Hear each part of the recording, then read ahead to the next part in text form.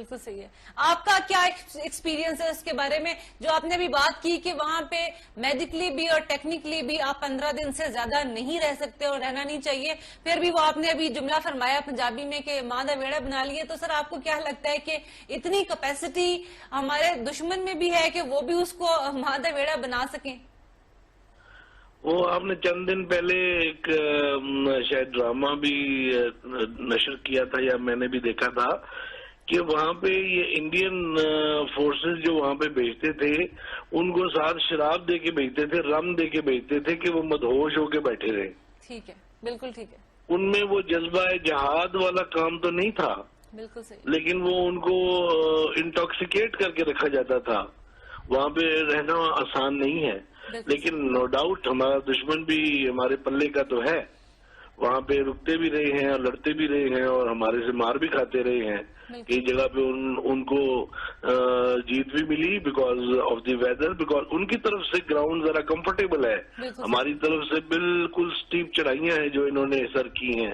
قائد post دیکھ لیں آپ، گیاری میں جا کے دیکھ لیں، چڈنگلا میں دیکھ لیں، وہاں پہ آپ صرف گوگل کر کے دیکھ لیں تو آپ کو سمجھ میں آئے گی کہ پاکستان کی طرف سے کتنا مشکل ٹرین ہے وہ اور ان کی طرف سے کتنا آسان تھا وہ. بالکل صحیح ہے، بالکل صحیح ہے.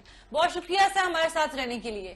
ویلکم بیٹا. نام حوالدار عبدالرحمان تھا. بالکل صحیح، بالکل صحیح ہے. یہ موٹیویشن جو صرف ہم میں ہو سکتی ہے، اس کے لیے ہمیں آرٹیفیشلی کریٹ نہیں کرنا پڑتا. ایک اور بات بتائیے بلال صاحب ہمیں کہ ایک تڑی ملی تھی ہمیں سندر جیت نامی ایک بندے کی طرف سے، ان کے آفیسر ہیں جنرل صاحب ہمارے دشمن کی، ہم ان کی بھی ریسپیکٹ کرتے ہیں، لیکن وہ تڑی کیا تھی اور اس کے ریٹیلیشن میں جواب میں ہم نے کیا کیا تھا؟ سندر جی ایک نہایت ہی اگریسو جنرل آفیسر تھے. ان کا خیال تھا کہ 3 دنوں میں وہ ستلج کراس کر کے پاکستان کا قلعہ کما کر دیں گے.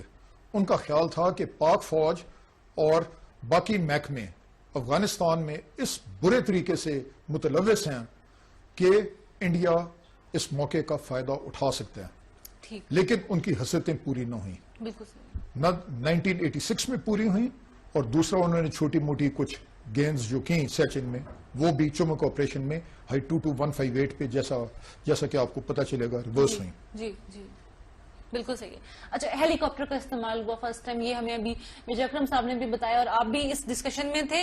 وہ جو استعمال ہے وہ ایک اس ٹائم کے لیے بہت ہی ایک انوکھی بات تھی، اور آج بھی اگر اس چیز کو ہم ایکسرسائز کرنا چاہیں تو 10 بار سوچتے ہیں. اس الٹیچیوڈ فیصلہ کن ریڈ ہوا اور 11 آدمیوں نے دشمن پہ حملہ کیا، جن میں سے لانس نائک اشرف شہید ہوئے. دوسری سائڈ پہ وجے کمار تھے.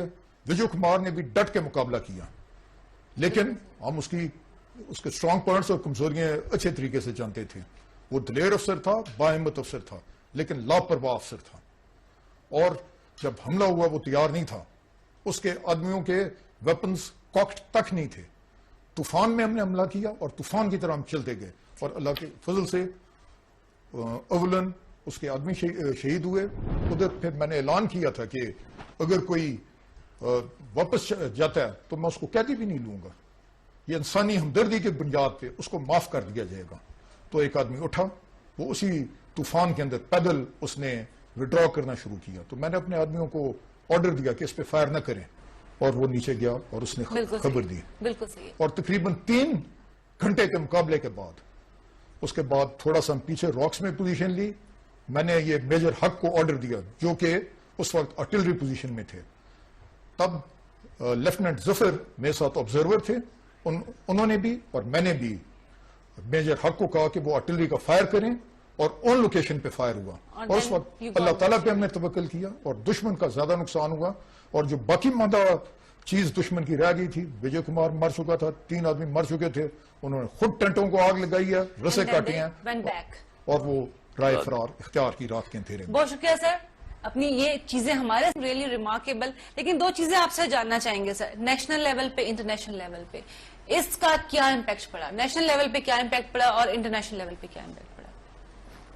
ظاہر بات ہے کہ جب ایک سائڈ پہ تو اللہ کے فضل سے ہماری پالیسی افغانستان میں نہایت ہی کامیاب جا رہی تھی، جس کی وجہ سے دشمن کافی پریشان تھا. اور دوسری طرف نہ صرف ہم نے ویسٹرن فرنٹ کو ہولڈ کیا، اور اس وقت روس کی طرف سے بمباری بھی ہوتی تھی، آرٹلری فائر بھی ہوتا تھا، بعض دفعہ سیبوٹاج وغیرہ، بم وغیرہ بھی پھٹا کرتے تھے شہروں میں. اس کے باوجود ہم نے انڈیا کو بھی ہائٹ 22158 کے اوپر شکست دی اور بزور شمشیر ان سے ہائٹ 22158 دوبارہ چھین لی. تو قوم کو اس بات پر بھرپور یقین ہو گیا کہ تاریخ انسانی میں جو کام نہیں ہوا ہے اتنی ہائٹ پہ اگر ہماری فوج کر سکتی ہے تو باذن باری تعالیٰ جو طارق بن زیاد کی رسم ہے، محمد بن قاسم کی رسم ہے، محمود غزنوی کی رسم ہے، اور آخری دفعہ تیسری بیٹل آف پانی پت میں جس طرح انڈیا کو شکست ہوئی تھی، تو وہ تمام کی تمام یادیں قوم کی تازہ ہو گئیں. بالکل صحیح، بالکل صحیح. بہت شکریہ صاحب ہمارے ساتھ رہنے کے لیے.